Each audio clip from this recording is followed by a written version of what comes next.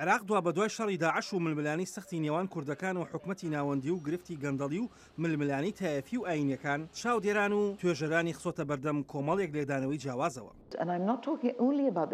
من تەنها قسە لەسەر شیعە ناکەم، بەڵکو باز لە سوننەکان و کوردەکانیش دەکەم. دەبێت سنوورەکان تێپەڕێنین. ئەگەر وانەکەین ئەمە کاریگەری لەسەر پاشەڕۆژی سیاسی وڵات دەبێت. ئایا گەشتبینی بەرامبەر هەڵبژاردن لە عێراقدا بەسە بۆ هەڵسەنگاندنی دیموکراسی لە وڵاتەدا؟ دیبلۆماتێکی پێشووی ئەمریکا بە گەشتبینیەوە باز لە ئەزموونی عێراق دەکات. پرۆسەی هەڵبژاردن لە عێراقدا تەواو چەسپاوە. ئەمە زۆر گرنگە. من ئەمەم ئەو سەروەختە بینی کە لە سەرەتای 2009دا عێراقم بەجێهێشت. ئایا ئەم هەڵبژاردنە پێکاتەکانی عێراق بە تایبەتی کورد پتر نزیک دەخاتەوە لە بەغدا و هەماهەنگی زیاتر لەگەڵ ئەجەندای نوێی حکومڕانیدا دەسازێنێت یان بە پێچەوانەوە؟ سەبارەت بە ئاندەی کوردانی عێراق ئەوان بەردەوام دەبن وە کوردانی عێراق. من حەز دەکەم گرێدانی پێکەوەی زیاتر بینە لەگەڵ بەغدا لەگەڵ ئەجندایەکی ڕاستەقینی بەغدا. زیاد لە 15 ساڵە عێراق گرفتاری ململانی و توندوتیژی و تیرۆر و گەندەڵی بۆتەوە. ئەوەی کە ئێستا لە عێراقا جێی تێبینەوەی کە عێراق لە تونێلێکی تاریکی شەڕی داعشایەتە دەرەوە بە تەواوەتی نەهاتۆتە دەرەوە.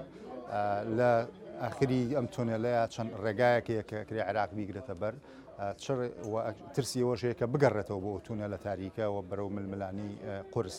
ئەو ڕێگایی کە یگرێتە بەر لە کۆتایی ئەم ڕێگای تاریکی کە بڕیوێتی ئەکەوێتە سەرەوەی کە ئەم انتخاباتی کە بەڕێوەیە چ حکوومەتێک بەرهەمهێنێ. ئایا دوا بە دوای هەڵبژاردن عێراق دەتوانێت ڕوبەڕووی گەندەڵی ببێتەوە؟ گەندەڵی گرفتی عێراقە لە فاوەوە تازاخۆ.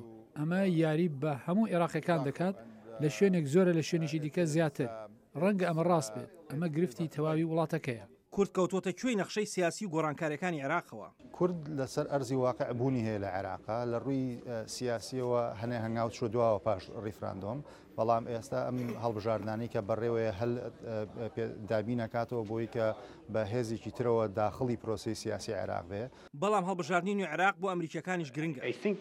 من وا بیرەکەمەوە بە تایبەتی ئەم وڵاتەیە پێویستە چەند هەنگاوێکی گەورە بینە دواوە و بڕوانینە وێنە گەورەکە. هەر کاتێک هەڵبژاردنەکانی عێراق نزیک دەبێتەوە گرفتە گەورەکانی ئەو وڵاتەش دێنەوە نێو گفتوگۆکان. سەختی بژێوی ژیانی خەڵک و گەندەڵی و سیاسەتێکی تەندروست کە گوزارش بێت لە پێکەوە ژیانی ڕاستەقینەی سەرجەم هاوڵاتیان و پێکاتەکان و مافەگشتیەکان.